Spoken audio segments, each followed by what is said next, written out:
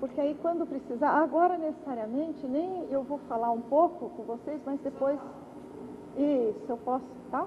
Mas sem te atrapalhar, tá bom? Ah, já chegou.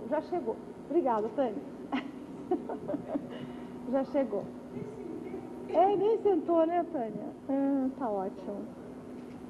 Bem, boa tarde a todos, não é? Eu me chamo Luísa Ricota e nós vamos estar nessa tarde, nesse momento, nesse encontro, não é? Abordando o tema violência relacional intrafamiliar, não é? A nascente da conduta violenta.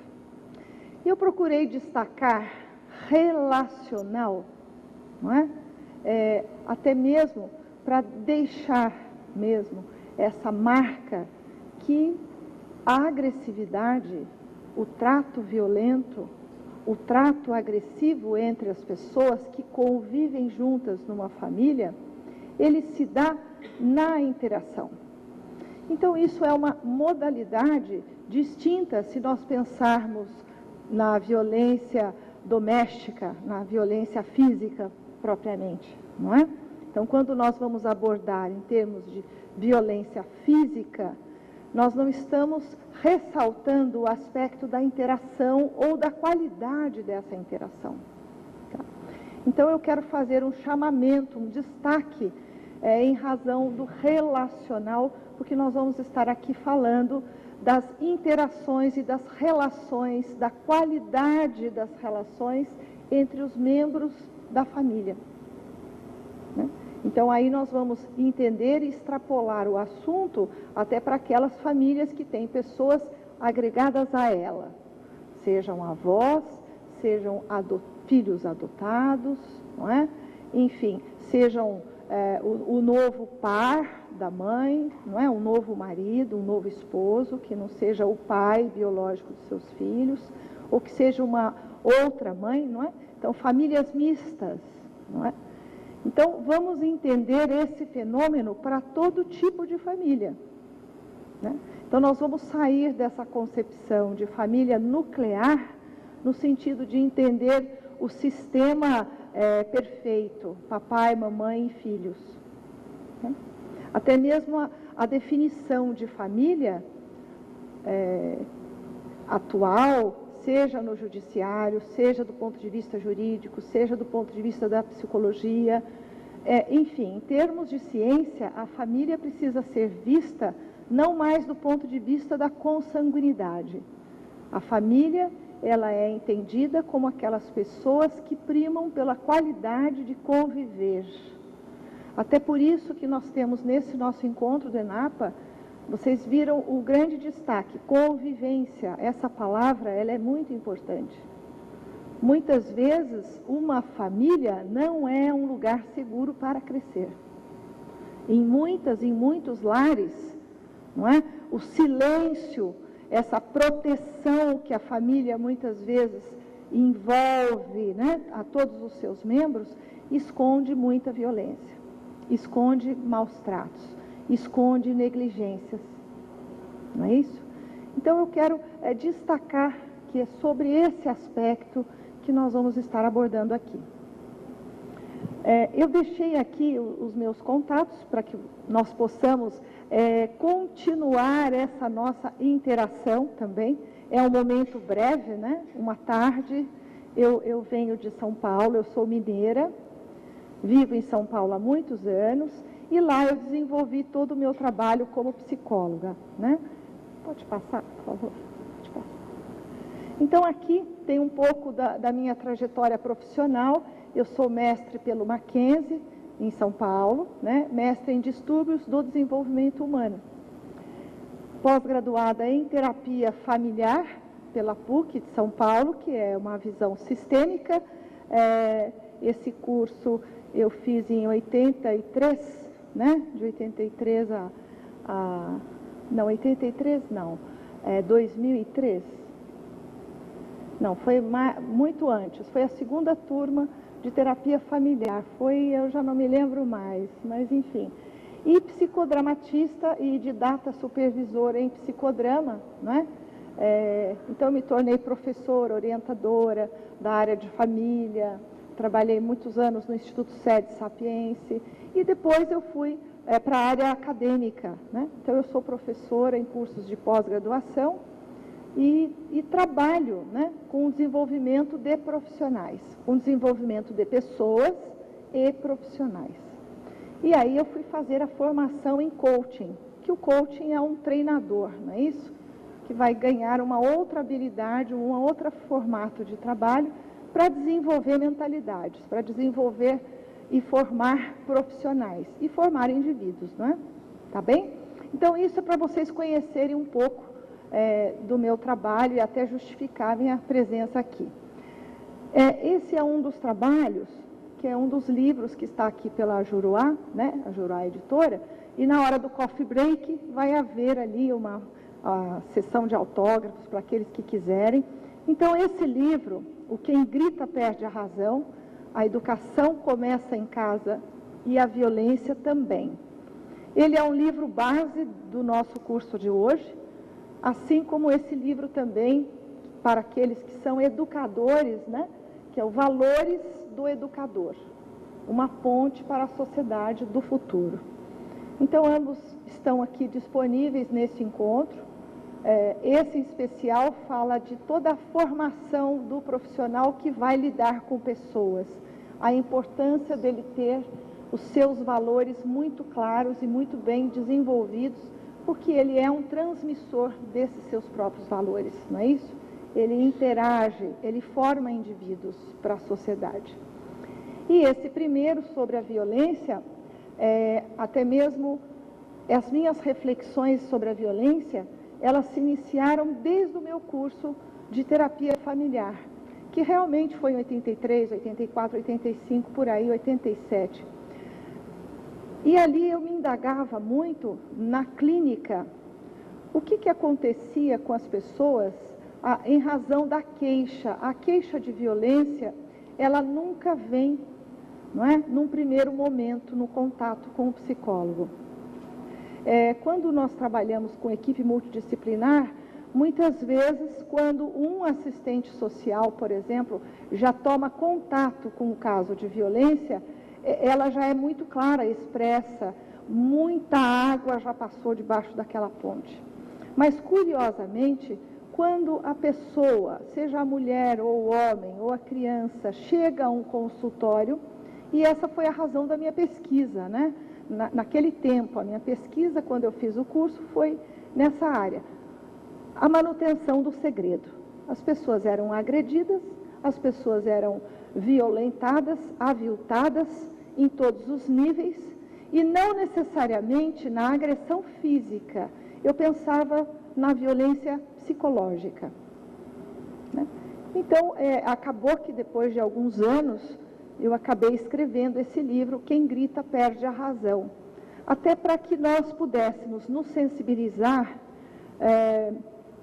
que o trato violento dentro de casa, ele já é a nascente da violência, ele já é essa matriz que vai reverberar por toda a vida daquela pessoa.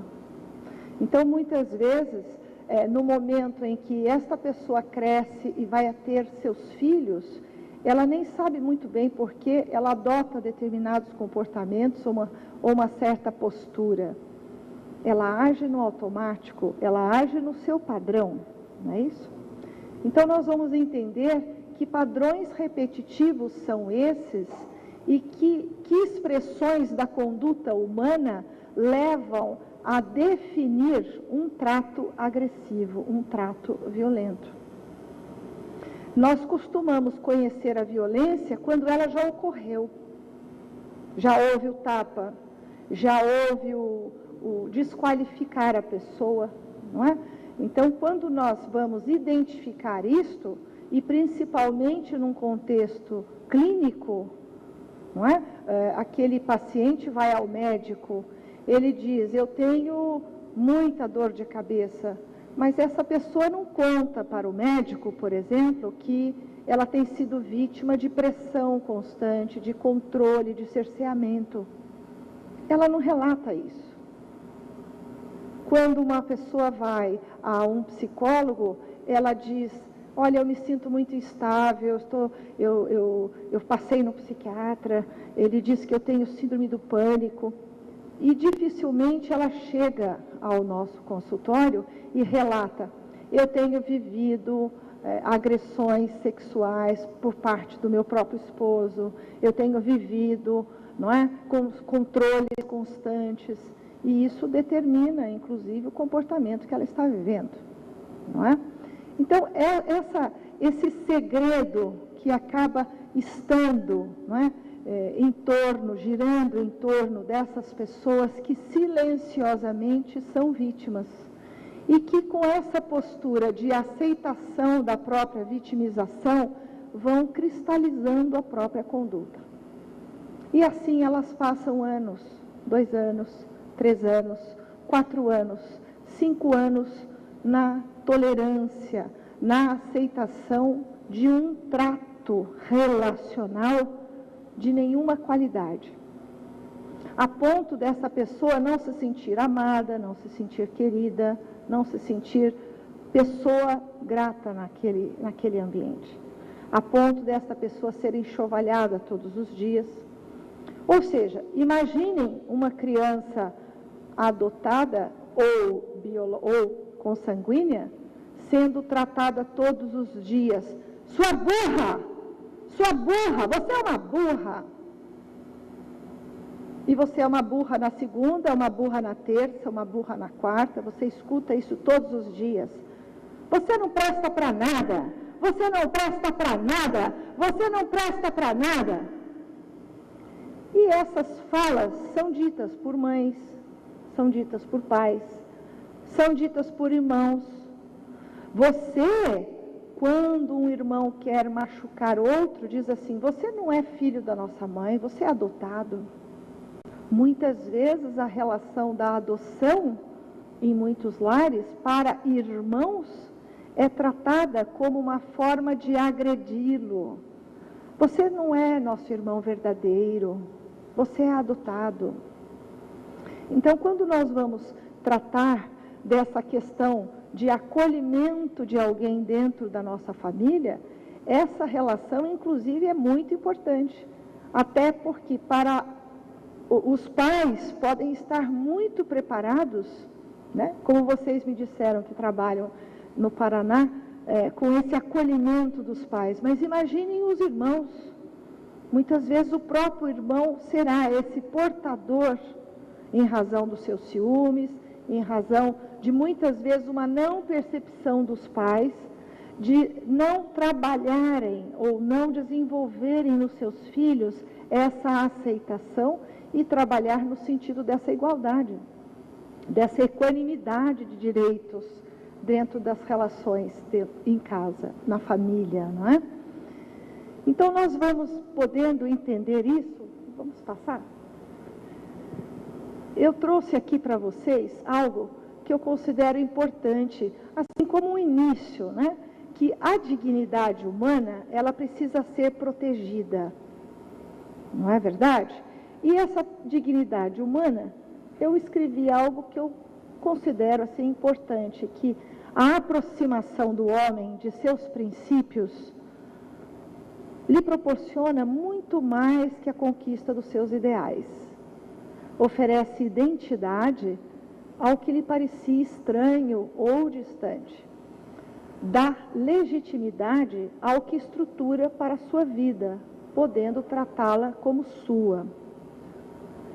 É tomando posse daquilo que é seu que se consegue manter-se protegido dos constantes assédios que visam burlar e corromper o que é do seu mundo privado. Sendo assim, toda prática corruptiva é em si mesma violenta, enquanto ação, tendo como sua carga máxima a dominação e o subjugo do outro, bem como o de seu território, sua consciência e a quebra da sua moralidade. Então, eu trouxe essa reflexão para nós, para que nós possamos identificar a violência de uma forma não usual. A prática agressiva e violenta tende a subjugar o outro numa condição inferior a si. Ou seja, nós precisamos nos sensibilizar aqui, hoje, agora, entendendo que a violência psicológica, ela é tão danosa quanto a violência física, que ela expressa aos nossos olhos. Nós podemos internar uma pessoa que foi agredida, que foi espancada, as casas de abrigo a mulheres espancadas, enfim. Elas apresentam essas suas dores, né? Elas mostram marcas no corpo. Na violência psicológica não há marca nítida, uma marca invisível, que eu denomino de feridas emocionais. São feridas, são traumas, são mágoas, são ressentimentos, são lamentos silenciosos, medos, não é? Tremores, reações físicas, pavor, baixa autoestima, não é isso? A falta de referência. Então, quando eu falo a perda da sua própria identidade, que a aproximação dos seus princípios, os seus princípios essenciais de viver, são os seus valores. Uma família que não tem como base de sustentação, ela não consegue edificar os seus membros, quem dirá os seus filhos. Pessoas que não sabem se edificar, pessoas que não se constroem dia a dia, não têm o que oferecer para aqueles que elas vão cuidar. Porque elas não vão cuidar. Elas vão ter uma necessidade, muitas vezes, de carência de poder estar com as pessoas, mas elas não conseguem porque estão distanciadas de princípios que norteiam a vida delas. E sendo assim, elas são vazias, elas são sem conteúdo, elas não têm o significado necessário para desenvolver maternidade, paternidade, zelo, cuidado, paciência, tolerância, generosidade, autoafirmação. Então, quando nós vamos entender que mulheres que não têm força o suficiente e são subjugadas a um trato, por exemplo, violento dentro de casa, elas não estariam pautadas nos seus próprios princípios, elas são vencidas, elas são fracas. Quantos homens são periféricos na relação familiar? Né? O nome em terapia familiar, não é? Pais periféricos, pais que não atuam diretamente, pais que não têm uma ação efetiva de cuidado. Convive como se convivesse socialmente apenas. Então, a convivência, ela envolve comprometimento. Não é simplesmente estamos juntos aqui reunidos. Essa convivência envolve parceria do elo principal da família, que é o casal. Não é? Então, o pilar principal da família será esse casal. Mas temos que ressaltar que esses princípios, eles vão oferecer identidade à pessoa. E estes, com identidade, eles têm o que oferecer, porque eles vão ter estrutura, eles vão ter formação pessoal. O que nós carecemos muito é de qualidade de recurso humano. Isso significa que a baixa qualidade da pessoa irá interferir nos seus projetos de vida. Então, quando eu digo aqui que os seus princípios, a aproximação do homem dos seus princípios essenciais, são mais importantes que os seus ideais de comprar uma casa, os financiamentos estão abertos, não é isso? Eu quero ter o carro tal, vamos fazer a viagem para Cancún com a família. Mas se eu não estou aproximado dos meus ideais, dessa riqueza,